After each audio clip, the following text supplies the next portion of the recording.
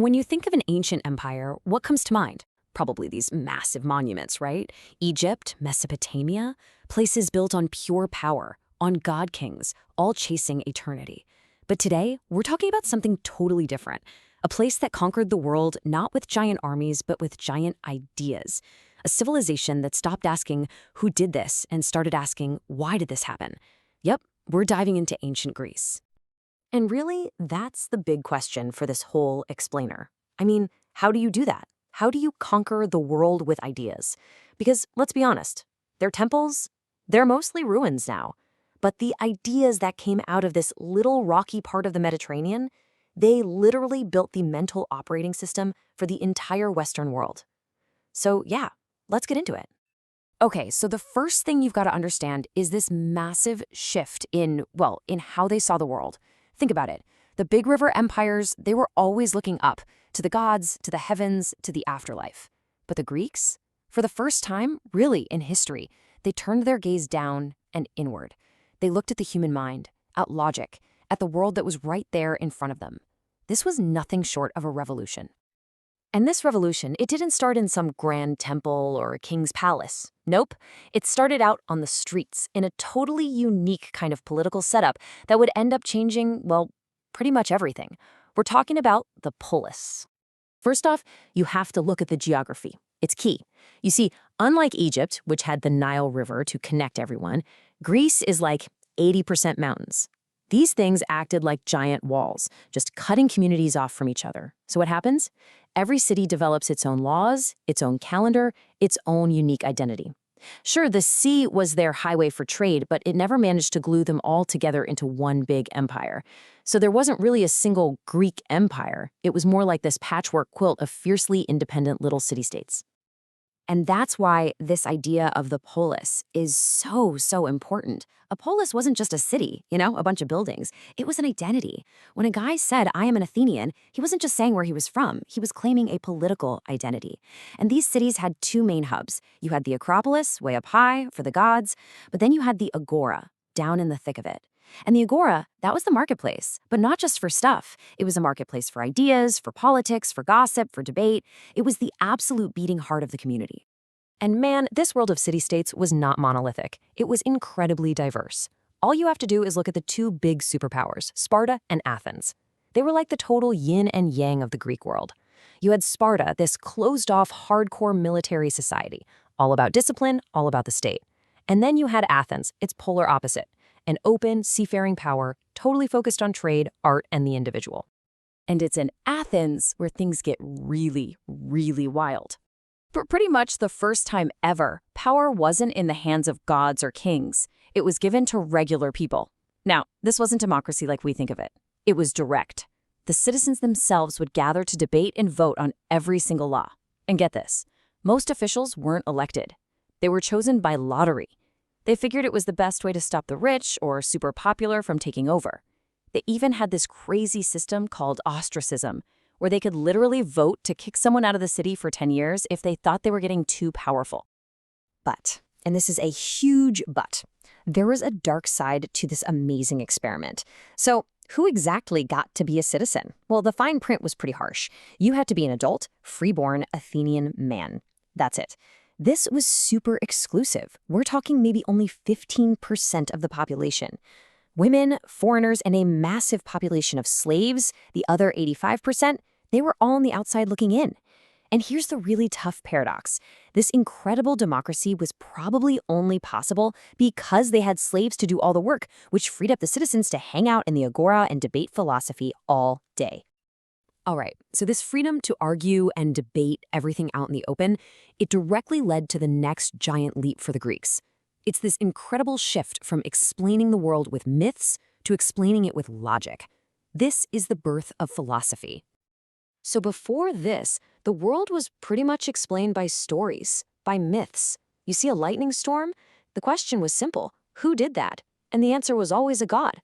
Oh, Zeus is angry. The world basically ran on the whims of these supernatural beings. But then, these Greek thinkers, these first philosophers, they came along and asked a completely different question. Not who is lightning, but what is lightning? They started looking for natural explanations for natural events. And that simple, tiny shift in the question, from who to what, that was it. That was the birth of science, the birth of philosophy as we know it. And right at the center of this intellectual explosion, especially in Athens, you've got this incredible trio of thinkers who basically laid the entire foundation for Western thought. We're talking Socrates, his student Plato, and then Plato's student Aristotle. Socrates, what a character. He called himself the gadfly of Athens. His whole goal was to be this annoying fly that would sting the lazy horse, that's Athens, and wake it up. He never gave you an answer. He just asked questions one after another until you were forced to admit you didn't really know what you were talking about. And as you can imagine, this annoyed a lot of powerful people. He was ultimately sentenced to death for, get this, corrupting the youth. So after his teacher's death, Plato was, well, he was pretty fed up with democracy. He came up with this idea that our world, the one we see, is just a faint shadow of a perfect, unchanging world of ideas. Real truth wasn't here on Earth. It was somewhere up there. But then his student Aristotle came along and said, nope, I completely disagree. For Aristotle, truth is right here, in the world we can actually see and touch and study. And this little disagreement, it perfectly sets up the two main paths Western thought would follow for the next 2,000 years. You have Plato, the idealist, looking up to the heavens, and Aristotle, the realist, looking down at the earth. Okay, so this new obsession with reason and with humanity, it didn't just stay locked up in philosophical debates. No way. It spilled out and completely changed Greek art, their culture, and their whole idea of what a good life even was. Just look at their statues. You know how Egyptian statues are super rigid, kind of blocky, built to last forever? The Greeks wanted something different. They wanted to capture a perfect, fleeting moment. And they invented this technique called contrapposto. It's where they shift the figure's weight onto one leg. It sounds like a small thing, but oh my God, it breathes life into the marble. It makes the statue look like it's about to just walk right off the pedestal. And what's driving this whole artistic revolution? It's this one incredibly powerful idea, summed up perfectly by the philosopher Protagoras. Man is the measure of all things. This idea, which we call humanism, this belief that human experience is at the center of everything, that was the engine driving all their creativity. And you start to see this idea pop up absolutely everywhere. Take the Parthenon. It looks perfectly straight, right? Wrong. It's actually built with all these tiny, subtle curves, specifically to trick your human eye into seeing it as perfect. In their theaters, the big plays weren't really about the gods. They were about great people who were brought down by a personal flaw, like hubris, that's extreme pride. And the goal was for the audience to experience catharsis, this big release of emotion. And of course, the Olympics. Athletes weren't just competing to win. They were trying to achieve arete, which is like the ultimate peak of human excellence. Even how they told stories about the past changed completely. You have Herodotus, who we call the father of history. He was the first guy to really ask why things happened. He'd go around interviewing people to figure out their motivations. But then the next guy, Thucydides, he takes it even further. He just kicks the guards out of the story entirely. For him, war and politics were a cold, hard science based only on human actions and power struggles. But there was a fatal flaw in this brilliant, super competitive world. The Greeks were amazing at arguing with each other. They were just terrible at actually uniting. And that flaw, well, it would lead to their downfall. But paradoxically, it's also what caused their ideas to just explode across the known world.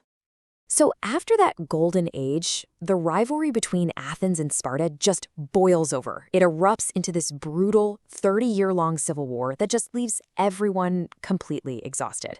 And this created a huge power vacuum. And guess who filled it?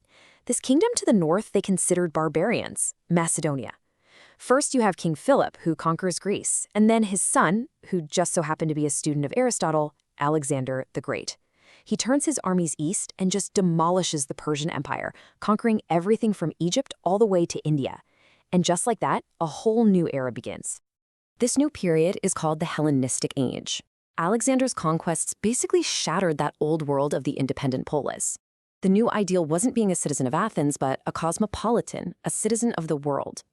The Greek language became the language of science, of business. You see these incredible centers of learning pop up, like the famous Library of Alexandria, where geniuses like Euclid and Archimedes were totally rewriting the books on geometry and engineering.